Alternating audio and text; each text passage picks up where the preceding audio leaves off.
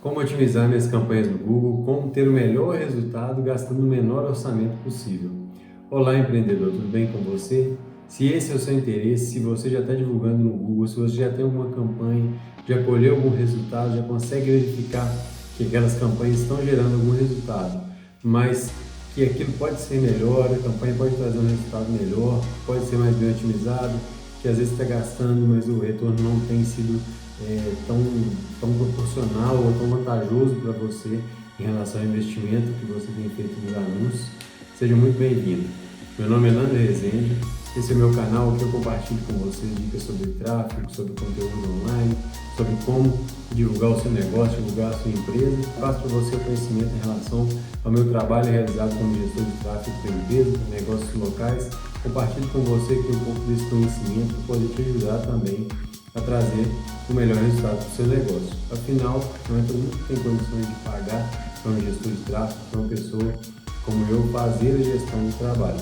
Então, algumas pessoas, por questão mesmo de limitação de recursos, ou até mesmo por preferir cuidar dos próprios anúncios, preferir cuidar das próprias campanhas, optam por estudar e por aprender um pouco mais sobre o Google.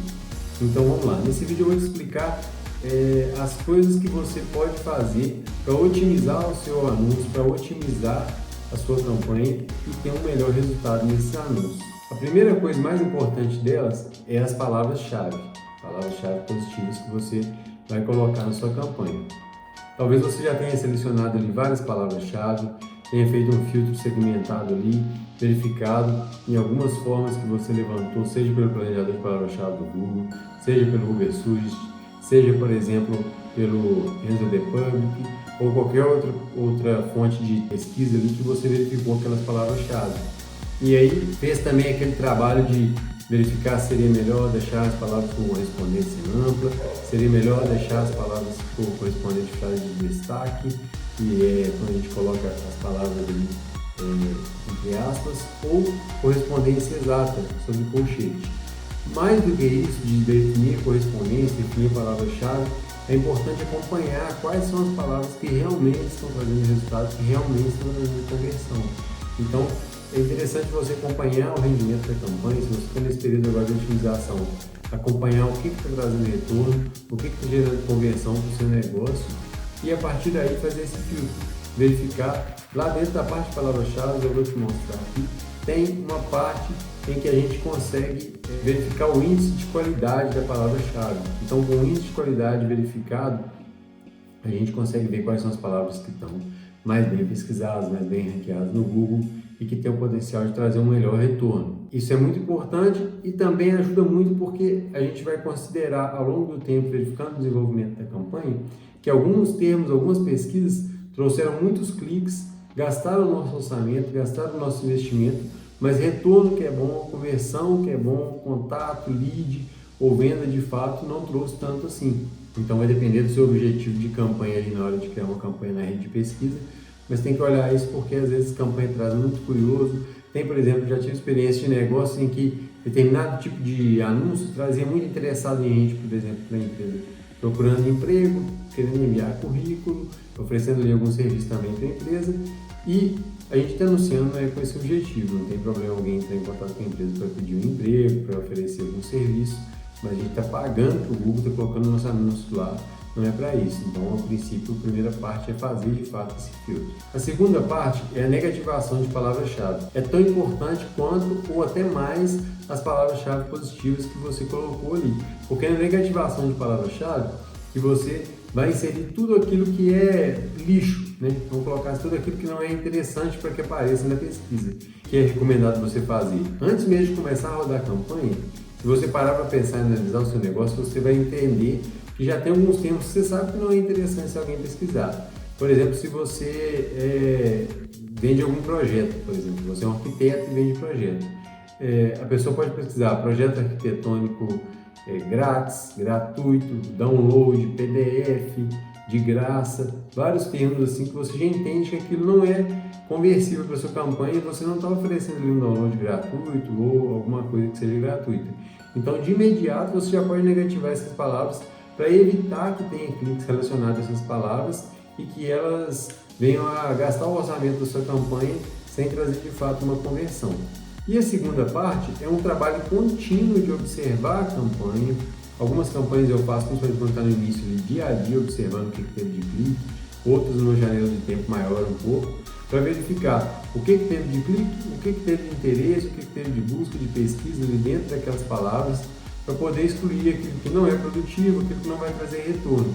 Então, divide-se em palavras-chave negativas duas partes, aquelas que você já vai negativar de fato, porque você já tem consciência de que elas não são boas para a sua pesquisa, e as outras que você vai acompanhando e vai negativando com o tempo.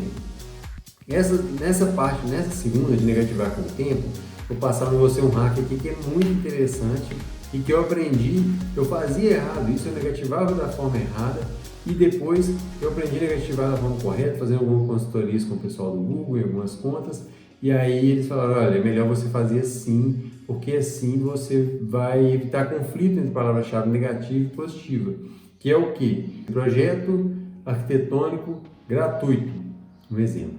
Aí, a gente não vai negativar todo esse termo que apareceu lá, projeto arquitetônico gratuito. Você apaga essa parte de projeto arquitetônico, que seria uma palavra-chave positiva, e negativa só o termo gratuito, para evitar de que a palavra esteja tanto nas palavras-chave quanto nas palavras negativadas. Então ali pode ter um conflito, algum termo deixar de aparecer, alguma coisa assim.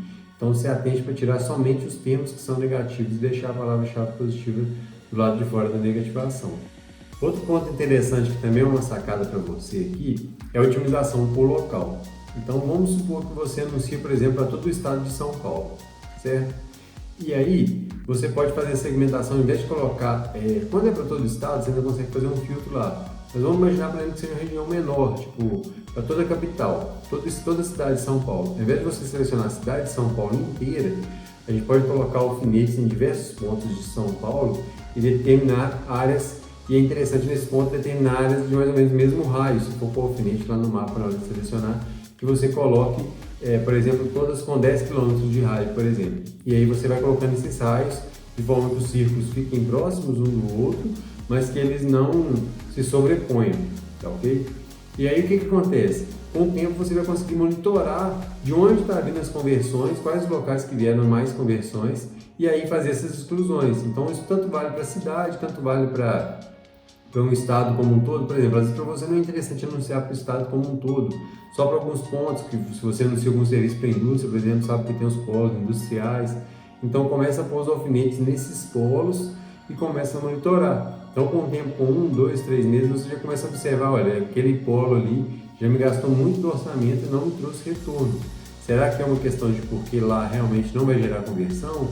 Ou eu preciso fazer um anúncio diferente, uma abordagem diferente para aquele local?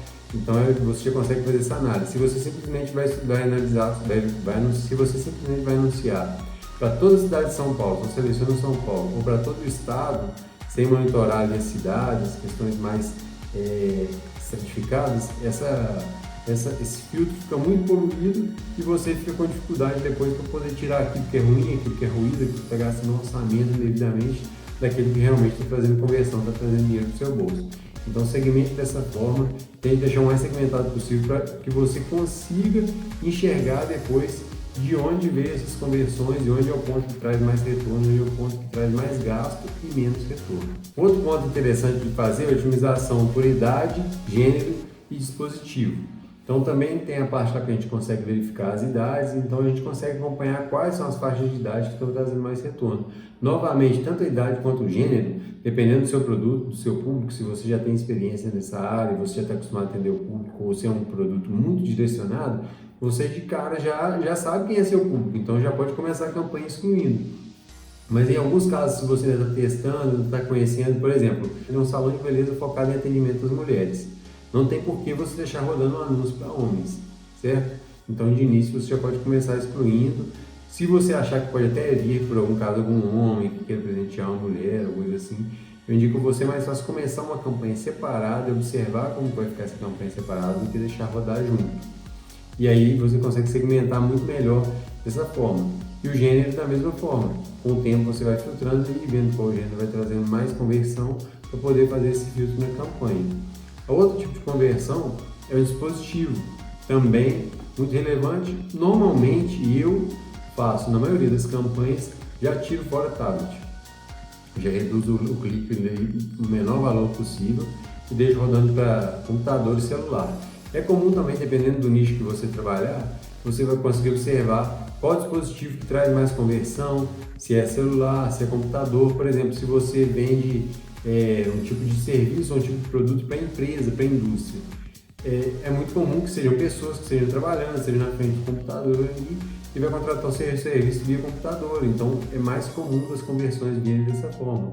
Agora, se for uma venda direta para o consumidor, uma coisa que a pessoa pode estar na rua e fazer uma compra, fazer um pedido, entrar em contato, então às vezes esse tráfego acaba vindo mais de celular. Então cabe esse sentimento aí também de entender como que o seu negócio funciona no digital e fazendo esse filtro, tá ok? Mas mesmo que você entenda que o seu público venha mais do computador, que você acha que seja dessa forma, vale a pena de início olhar para as duas partes, olhar para os dispositivos, tanto móveis quanto computador, e fazer essa análise de início para ver se de fato você está certo ou não, ou a conversão está meio a meio, tem como deixar ali os lances equilibrados ali entre computador e celular para poder fazer essas conversões.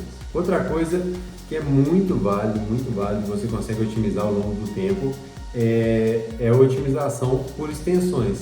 No Google você consegue verificar e monitorar ali em anúncios de extensões quais são aquelas extensões que estão trazendo mais conversão. Então você pode olhar lá a extensão de frase de destaque, extensão de site link, extensão de chamada, extensão de local, extensão de imagem, uma série de outras extensões ali, e aí você começa a monitorar. Por exemplo, frase de destaque, uma das mais comuns, você pode criar ali 10 frases de destaque dentro do Google, por exemplo.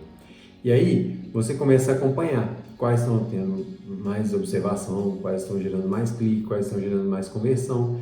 E aí com o tempo você vai ver que, por exemplo, 4 daquelas 10 estavam gerando mais conversão, gera mais interação do usuário, e as outras 6 ali estavam muito ruins.